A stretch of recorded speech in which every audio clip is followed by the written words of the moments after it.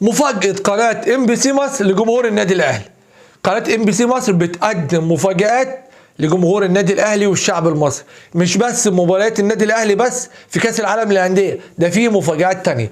هو بن شرقي هيلعب أساسي ولا هيبقى دكة في مباراة القمة؟ طب هو موعد مباراة النادي الأهلي في دوري أبطال أفريقيا مع الهلال إمتى؟ وملعب العودة هيكون فين؟ تألق محمود عبد المنعم كهربا مع الاتحاد الليبي. التشكيلة بتاعة النادي الأهلي قصاد نادي الزمالك يوم السبت اللي هو بكرة. خبر محزن لجمهور النادي الأهلي قبل مباراة القمة، مش غياب قفشة ولا حاجة، ده خبر تاني محزن لجمهور النادي الأهلي. السلام عليكم ورحمة الله وبركاته، وجمعة مباركة وكل سنة وانتم طيبين ورمضان كريم. وأول حاجة هنبدأ بيها هي مفاجأة قناة MBC مصر لجمهور النادي الأهلي والشعب المصري. من 3-4 أيام كده طلع علينا الكابتن إبراهيم فايق في بوست على صفحته الرسمية وقال لك بس مباريات النادي الأهلي في كأس العالم للأندية على قناة MBC مصر.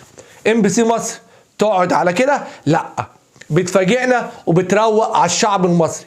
قالت لك مباريات النادي الاهلي بالكامل هيتم بثها على قناه MBC مصر. ده مش مباريات النادي الاهلي بس، ده مجموعه النادي الاهلي بالكامل هيتم بثها على قنوات MBC مصر. يعني مباراه انتر ميامي هيتم بثها، مباراه بورتو هيتم بثها، مباراه بالميراس هيتم بثها.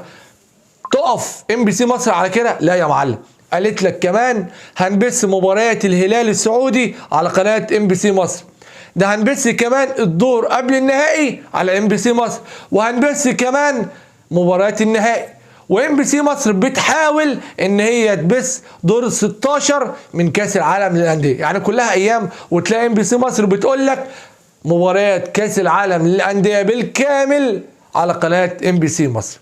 طيب هو بن شرقي هيلعب مباراة القمة كأساسي ولا بديل؟ لحد الآن 90% بن شرقي بديل في مباراة القمة، لأن كولر خايف على اللاعب، كولر مش عايز يجازف باللاعب، لأن كولر محتاج اللاعب في المباريات اللي جاية، وأهم حاجة عنده محتاجه في دوري أبطال أفريقيا، فمش هيجازف باللاعب، وبن شرقي دكة في مباراة القمة.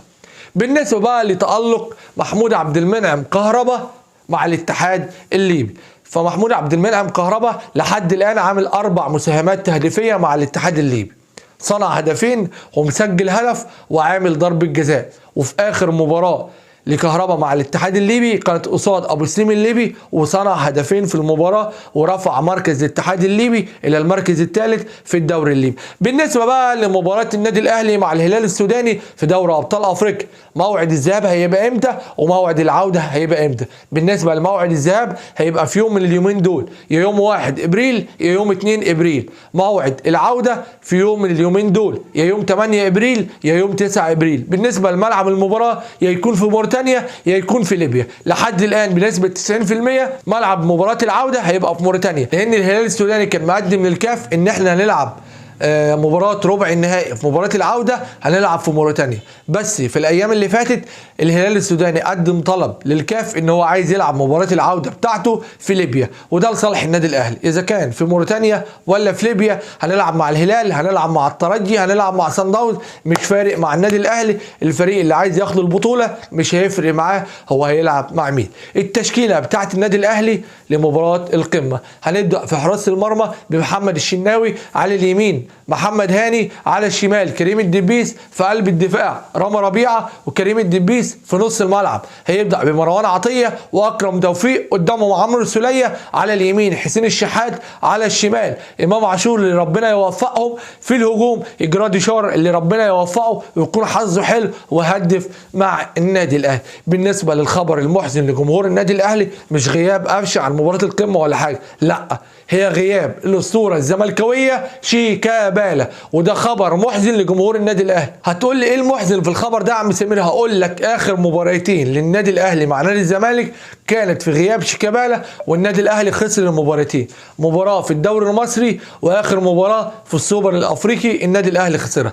ده يا جدع لما شيكابالا رجع في السوبر المصري كسبنا السوبر المصري في وجود شيكابالا، فوجود شيكابالا في مباراه الاهلي والزمالك ده خبر حلو لجمهور النادي الاهلي. وغيابه عن مباراه الزمالك الزمالك والنادي الاهلي ده خبر محزن لجمهور النادي الاهلي، ونادي الزمالك هيلعب بالزي البديل وهو اللون الاسود لانه بيتفائل باللون وتنازل عن الزي الرسمي اللون الابيض علشان بيتشائم من اللون الابيض. طب ما تخلي الزي الرسمي بتاعك الاسود وتريحنا وتريح نفسك. ما تنساش بقى تعمل لنا لايك وتعمل سبسكرايب للقناة عشان نفضل مع بعض على طول ونقول لك اخبار حلوة على طول. بس كده، يلا سلام.